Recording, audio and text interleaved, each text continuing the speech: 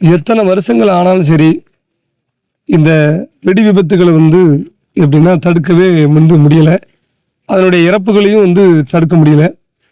விவசாயம் இப்போ தஞ்சை பகுதி, நெல்லை பகுதிகளில் விவசாயம் இருக்கும் மத்தியெல்லாம் அந்த மாதிரி இங்கே வெடி தொழிலை நம்பி தான் இந்த தொழிலாளர்கள் இருக்கிறாங்க. சத்திரப்பேட்டையில் இன்னைக்கு நடந்த இந்த வெடி விபத்து மிகவும் துயரமானது. சாப்பாட்டுக்கு, அதாவது சாப்பிடணும், பிள்ளைகளை காப்பாற்றணும் அப்படிங்கிற ஒரு நோக்கத்தில் தான் இந்த மாதிரி வேலைகளுக்கு மக்கள் வராங்க. முறையான பயிற்சி மையங்கள், சரியான பயிற்சி மையங்கள் இல்லாமல் தான் இந்த மாதிரி வெடி விபத்துகள் ஏற்படுது. காவல்துறையில் நீங்கள் பார்த்துக்கிட்டிங்கன்னா, காவல்துறையில் முதல்ல ட்ரைனிங் எடுத்து அவங்க காவலராக ஆனாலும் ஒவ்வொரு 6 மாதங்களுக்கோ அதை 3 மாதங்களுக்கிடையே அவங்களுக்கு பயிற்சி உண்டு. எல்லாத்துக்கும் பயிற்சி கொடுப்பாங்க. சென்னை போயிட்டு வரணும் அப்படின்ட்டு பயிற்சிலாம் கொடுப்பாங்க. அட்லீஸ்ட் 1 வருஷத்துக்கு வரை பயிற்சி கொடுப்பாங்க. இது உசுறு சம்மந்தப்பட்டது. அதாவது அவங்களாவது மக்களை காப்பாற்றக்கூடிய காவல்துறைக்கே அப்படி பயிற்சியெல்லாம் கொடுக்குறாங்க. இது இந்த மக்கள் லைட்டாக ஒரு சின்ன ஒரு மிஸ்டேக் ஆனாலும் மக்களுடைய உயிர்கள் வீணாக போயிடும். இதை கவனத்தில் கொண்டு தமிழ்நாடு முழுவதும் மது அருந்ததுனால உயிர் போகுது, அதுன்னு சமூக சேர்வு அவர்களெல்லாம் போராடுறாங்க. அதில் மது கடலை இழுத்து மூடணும்னு சொல்லி அப்படிலாம் பண்ணுறாங்க. இது நல்ல தொழில். இந்த மக்கள் நல்லபடியாக அந்த தொழில் வச்சு தான் முன்னுக்கு வராங்க. அதில் மாற்றுக்கிறதே இல்லை. ஆனால் அந்த தொழிலாளர்களை பாதுகாக்கிறதுக்குன்னு சொல்லி தனி பயிற்சி மையம் அமைக்கணும்.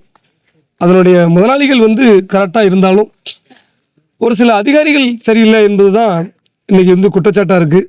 தொடர்ந்து இங்கே இந்த பகுதிகளில் அந்த ஆலையில் அந்த வெடி கம்பெனி வச்சுருக்கக்கூடிய முதலாளிகள் தொடர்ந்து இந்த மாதிரி அதிகாரிகள் நெருக்கடி பண்ணுவதும் இது மாதிரி விபத்துகளுக்கு காரணமாகிறதுங்கிறதும் ஒரு குற்றச்சாட்டாக இருக்குது.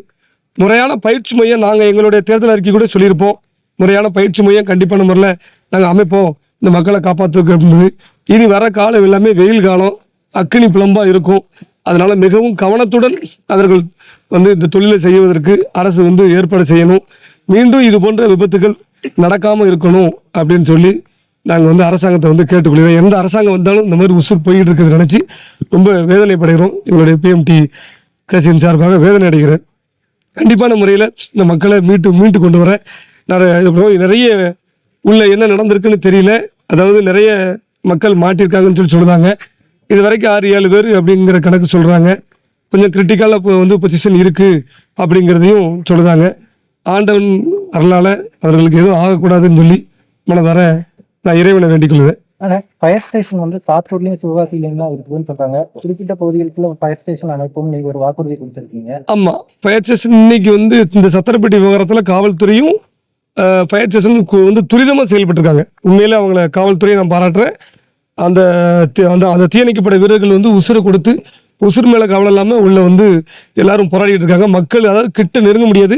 ஆனால் அவர்கள் தீயை அணைக்கிறதுக்கு சம்பவம் நடந்த உடனடியாக வந்திருக்காங்க. காவல்துறையும் வந்திருக்காங்க. அதை நினச்சி இது 2 துறைக்கும் நான் நன்றி சொல்கிறேன். அவர்கள் இந்த நேரத்தில் நான் குற்றச்சாட்ட விரும்பலை. உசுரை வெறுத்து தான் உள்ள அவர்களுக்கும் குடும்பம் இருக்குது. ஆனால் அவங்க இன்றைக்கி உசுரை வெறுத்து அந்த போய் காப்பாற்றிருக்காங்க. அவ்வளோ வெடிச்சுக்கிட்டு இருக்கிற இடத்துலையே போய் அங்கே உள்ள மக்களை காப்பாற்றி கரை சேர்த்துருக்காங்க. அவர்களை இந்த நேரத்தில் நான் உண்மையிலே அவங்களுக்கு சல்யூட் எப்படின்னா நான் சல்யூட் அடிக்கிறேன்.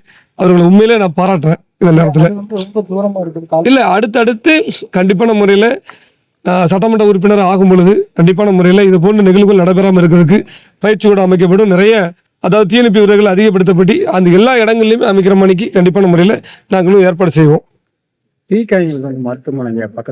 மருத்துவமனை அது நான் ஏற்கனவே சொல்லியிருக்கிறோம். மக்கள் கேட்கறதே தண்ணீரும் மருத்துவமனை தான் கேட்குறோம்.